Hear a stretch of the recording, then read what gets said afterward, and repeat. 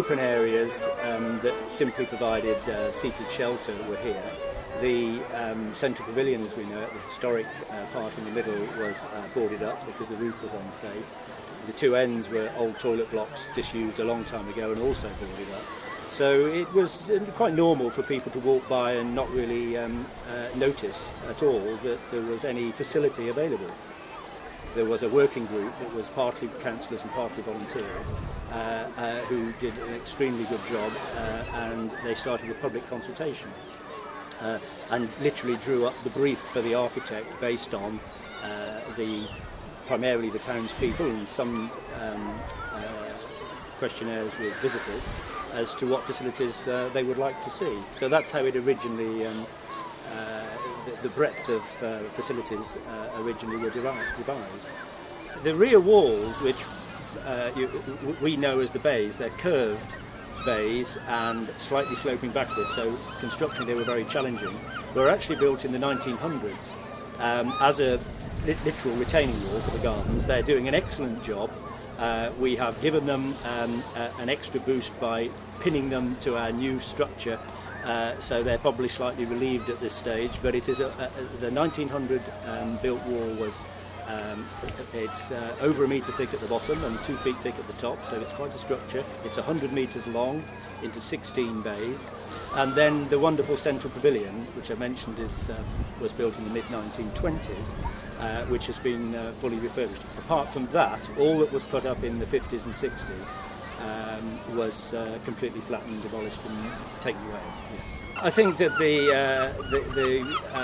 concept that the architect put in, this is Tim Williamson, obviously I've got to know very well from Highway Field Associates of Exeter, has been realised, and as I say, I think the public are realising that ambition. I think it's to do with the community space and the flexibility, so I guess there's a certain amount of pride in the fact that the town are able to have this space for generations to come. I think that the feedback now that we're open, which was on the 9th of July this year, is that the facilities are probably more than some expected. They're certainly proud of it. There's always some people that have some individual queries, which I'm sure we can deal with over time. But I think they respect the breadth of community space that's now available and the flexibility that's built in. The team within the town have always stressed that we won't have it all on the first day, and we don't want it all on the first day. The idea is that future users, even future generations, will be able to develop the way that they use the space, but it's rock solid and will be here for 60 years as the design life at least, and probably a lot more.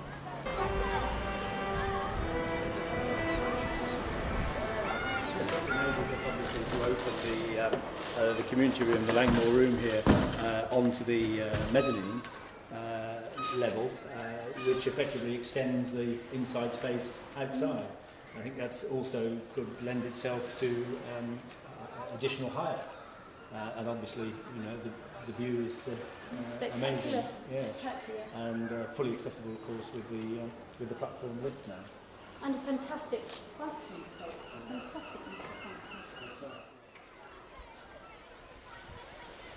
So we can see the new steps, the new room, the new facility.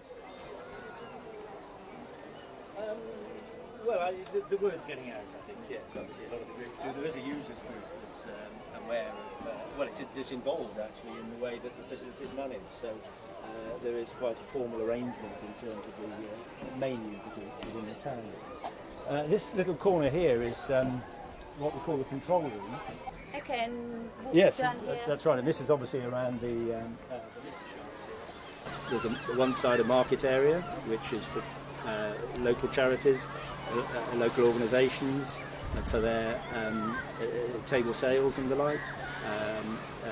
Farmers markets have shown an interest. Country markets, the WI markets have committed to coming. The other side of the central pavilion. On the eastern side is an area which we know is the performance area. It's the area of open shelters that's always been used by the town band and various outside performers, and we think there's scope there now for that to be used more so with more groups, certainly outside theatre adding to that. Beyond that, the two shops, one National Trust and one Boilo's, which is a water sports shop, which seem very relevant for their position on the seafront.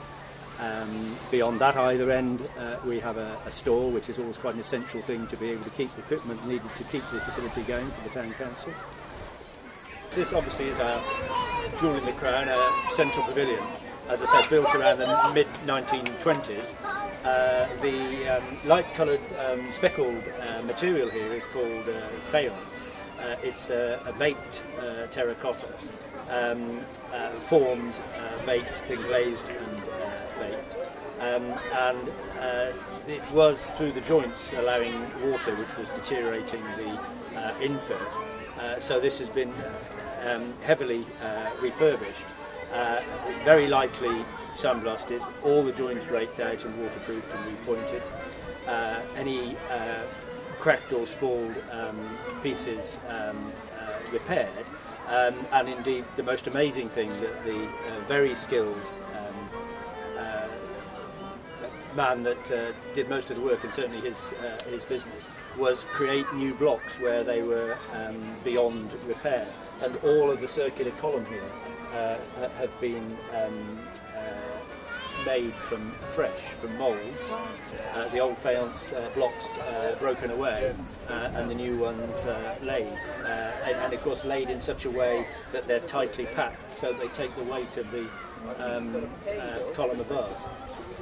But I mean, come on in, this is our Information Interpretation Centre, which gives the indication of everything that's going on. So what have we got here? Yes, this is the inside of the Interpretation Information Centre. The Town Council have invested already in permanent display. You see here the banner explaining what goes east of the town. The central area is to do with the town and the hinterland, the food and craft production that lies behind the town, and the other bay, what goes west at the back of the town along the coast. But the really exciting thing is that almost as soon as we opened on the 9th of July, it became Lifeboat Week. We're using it obviously this week and here today. And that's one of the key purposes of this facility, to be uncluttered and available for use for local organisations, for their information desk, their headquarters,